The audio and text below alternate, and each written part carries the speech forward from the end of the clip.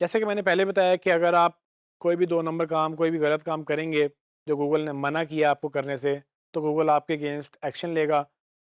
कुछ Google penalties डालता है आपकी वेबसाइट की रैंकिंग लो करके, लेकिन कुछ सीवियर किस्म की जो पेनल्टीज़ होती हैं, उसमें गूगल मैन्युअली एक्शन लेता है आपके अगेंस्ट। अगर आप एक चीज़ वायलेट करते चले जाते हैं या आपका जुर्म इतना बड़ा है कि गूगल को लगता है कि भाई इसके अगेंस्ट तो मैं मैन्युअली बाकायदा खुद से जाके एक्शन लेता है और एल्गोरिदम से हट के एक इंसान, एक इंजीनियर, एक जो उनकी टीम है रिव्यू टीम, वो आपको बैन करती है। वो एक बड़ी डेंजरस सिचुएशन है। अव्वल तो आपको यहाँ तक आना नहीं चाहिए, लेकिन अगर आप आ चुके हैं तो गूगल आपको एक वे आउट भी देता है कि आप किस तरह से अपनी रिकंसिडर करवा सकते हैं। रिकंसिडरेशन का मतलब ये है कि गूगल उसको बाकायदा मैयर करेगा, जज करेगा, उसको इवैल्यूएट करेगा। जब इवैल्यूएशन में आप पास होंगे तब वो आपको अलाउ करेगा।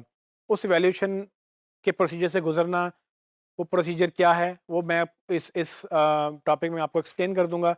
लेकिन एक इस ये बड़ा पेनफुल प्रोसेस है और ये पेनफुल होने का मतलब ये है कि बेसिकली जब आप ये काम करेंगे तो इसमें काफ़ी टाइम लगेगा आपको, काफ़ी चीज़ें जो हैं, आपके रिसोर्सेज़ भी सर्फ होंगे।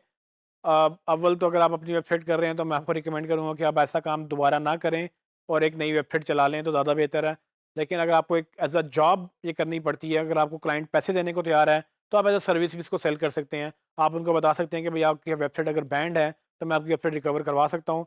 आप इसको अगर स्टडी कर लेंगे प्रॉपर्ली, तो ये आप एज़ अ सर्विस सेल कर सकते हैं, क्योंकि ये बहुत कम लोग हैं जो इस सर्विस को बेचते हैं।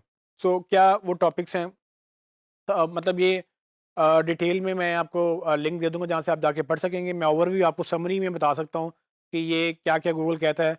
सो गूगल जब भी आपको बैन करेगा तो आपकी वायलेशन की बताएगा कि वो क्या वायलेशन है। तो आपने रिकवरी के लिए बेसिकली क्या करना होता है कि आपने वो वायलेशन जो है जहाँ-जहाँ, जिस-जिस पेजेज़ पे वायलेशन हुई है, वहाँ से आप वायलेशन ख़त्म करेंगे और वायलेशन की सेवेरिटी क्या है, उसकी नेचर क्या है, वो अब आपको पता है। ये गूगल ने जो आपको एरर दिया है वो आपको पता चल जाएगा कि किस तरह से आपकी वायलेशन हुई है।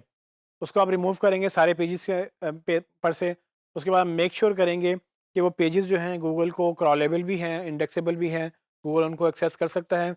जब आप ये काम कर लेंगे तो आप उसके बाद अपना जो है कंटेंट गूगल को रिव्यू के लिए सबमिट करेंगे। सबमिट करने की गूगल कहता है कि 3 मेन शर्तें हैं कि आप पहले उसको एक्सप्लेन करेंगे गूगल को कि आपकी क्या गलती हुई थी, इश्यू क्या आया था जिसकी वजह से आपकी वेबसाइट जो है वो वायलेट हुई है। उसके बाद वो कहेगा कि आपने उसको ठीक करने के लिए क्या-क्या स्टेप्स लिए हैं और उसके अगेंस्ट आपने जो है वो उसके आउटकम्स क्या निकले हैं आपकी एफर्ट्स के। गूगल ये प्रॉपर रिपोर्ट का फॉर्मेट बताता है। इसमें आपको एक चीज़ समझनी होगी कि गूगल ने टोटली प्रोसेस एक अपने कंट्रोल में रखा है कि अगर वो चाहेगा तो आपको अलाउ करेगा। सो इसमें कोई गारंटी नहीं है, ना आप किसी को गारंटी दे सकते हैं, ना गूगल आपको गारंटी देता है कि क्या ये वेबसाइट रिकवर होगी कि नहीं होगी। So depending on the severity of the problem, कि आपने किस तरह की, किस नौयत की वायलेशन की है, उसके ऊपर डिपेंड करेगा कि क्या गूगल आपको कितनी देर में उसको रिकवर करेगा।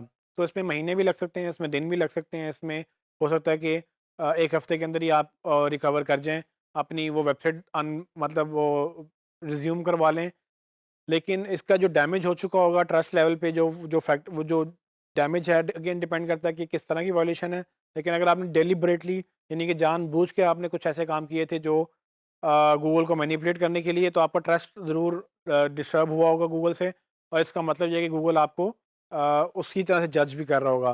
तो एक आम वेबसाइट जो कभी पेनल्टी नहीं हुई, उसकी एक ट्रस्ट लेवल डिफरेंट होता है, और एक ऐसी वेबसाइट जो जिस पे जुर्म साबित हो चुका है एक दफ़ा और आपने उसको रिकवर किया, उसका ट्रस्ट लेवल डिफरेंट होगा।